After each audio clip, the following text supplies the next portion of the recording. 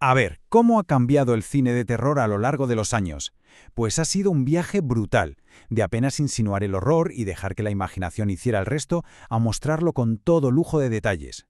En este análisis vamos a meternos de lleno en esa fascinante evolución de la violencia en pantalla, basándonos en una tesis académica muy detallada. Y todo, absolutamente todo, empieza aquí, con el miedo. Esta frase de Lovecraft es la clave de todo, ¿no? Conecta esa emoción tan humana, tan básica, con toda nuestra historia en el cine.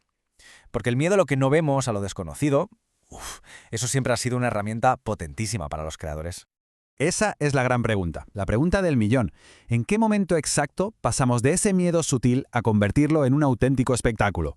¿Cuándo decidió el cine que ya no bastaba con sugerir, que había que enseñarlo todo con toda su crudeza? Venga, vamos a recorrer ese camino. Bueno, antes de nada, un punto súper importante. Esta fascinación nuestra por la violencia como espectáculo no es algo de ahora, ni mucho menos. De hecho, es un apetito que llevamos teniendo desde hace siglos, o sea, muchísimo antes de que se inventara el cine. Es que, si nos paramos a pensarlo, desde las tragedias griegas que nos contaban batallas épicas, pasando por los espectáculos sangrientos del Coliseo romano, hasta el mismísimo Dante describiendo los círculos del infierno, siempre hemos consumido historias violentas. La tele o los videojuegos de hoy, pues no son más que la continuación de esa larguísima tradición. Para entender bien esta evolución, la tesis de la que partimos nos da un marco genial, basado en el trabajo del académico Lauro Zabala. Nos propone, digamos, tres categorías, tres formas de ver la violencia en el cine que nos van a servir de guía en todo este viaje. Venga, pues empecemos por el principio. Nos vamos a la era del terror clásico, una época en la que lo que no se veía, lo que solo se insinuaba, daba muchísimo más miedo que cualquier cosa que pudieran mostrar en pantalla. Y para hablar de esto, hay que hablar de un maestro, de un genio absoluto.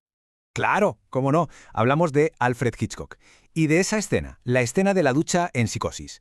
Es que es el ejemplo perfecto, el manual de instrucciones de cómo crear terror puro a base de sugerencia, de horror psicológico, sin enseñar prácticamente nada. Y esto ilustra a la perfección el primer concepto del que hablábamos, la violencia funcional. ¿Qué quiere decir esto? Pues que la violencia no está ahí porque sí, sino que tiene una razón de ser dentro de la historia. Su poder no está en lo gráfico, sino en el impacto psicológico, en lo que te deja rumiando en la cabeza. Pero ¿cómo lo hizo? ¿Cuál fue el truco de Hitchcock? Pues fue pura genialidad técnica. Un montaje frenético, más de 70 cortes en menos de un minuto, el sonido del cuchillo, esa música inolvidable, pero la clave, la verdadera magia, es que nunca se ve la puñalada. Te deja esos huecos para que sea la propia imaginación la que haga el trabajo sucio. Y el resultado no es asco, no es gore, es terror en estado puro. Pero claro, todo esto cambió. Llegó un momento en que se rompió el pacto. Ese tabú de no mostrar la violencia de forma explícita saltó por los aires. Y la sangre, la sangre pasó de ser algo que se intuía a ser la gran protagonista de la función. Este cambio tan radical vino de la mano del cine de explotación, un cine, digamos, más gamberro, de bajo presupuesto, que se hacía al margen de los grandes estudios. ¿Y qué buscaba? Pues justo lo contrario, transgredir, escandalizar, enseñar precisamente aquello que Hollywood no se atrevía. Y así, de esa rebeldía, nació el gore. La diferencia es que es brutal. O sea, el terror clásico jugaba con la mente, con el suspense. El gore, en cambio, iba directo a las tripas, a lo visceral, a lo explícito. La violencia dejó de ser una parte de la historia para ser la historia. El objetivo ya no era crear tensión, sino provocar un shock, un impacto inmediato. Y aquí es donde entra la segunda categoría, la ultraviolencia espectacular. Con pelis como Blood Feast de 1963, considerada la primera película gore de la historia, la violencia gráfica se convirtió en el reclamo principal. La gente iba al cine a ver lo que nunca antes se había mostrado. Era la pura fascinación por lo prohibido.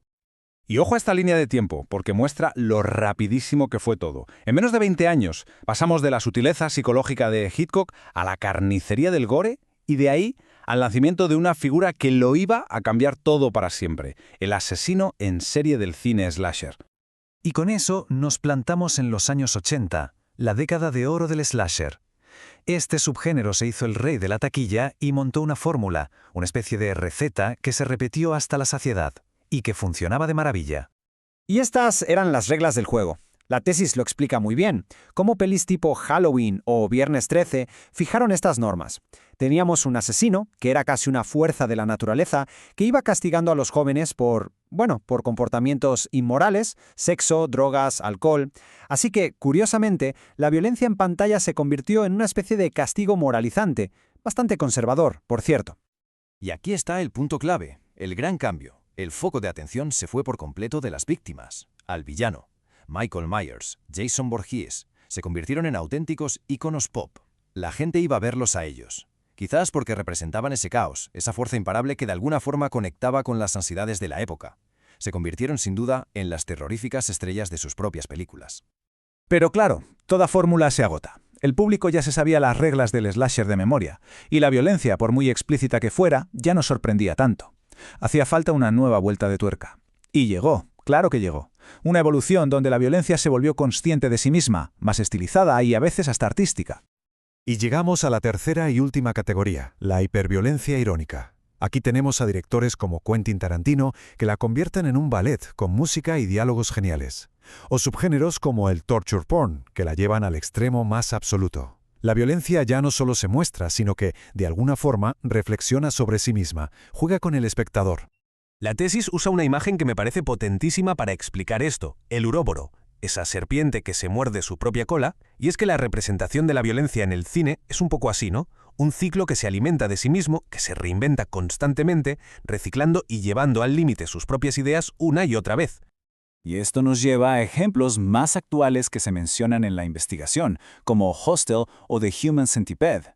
En estas películas la trama es casi una excusa para poder encadenar una escena de violencia extrema detrás de otra.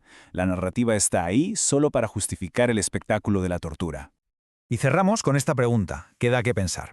Hemos visto cómo la violencia pasó de ser una sombra en la pared a ser la protagonista absoluta.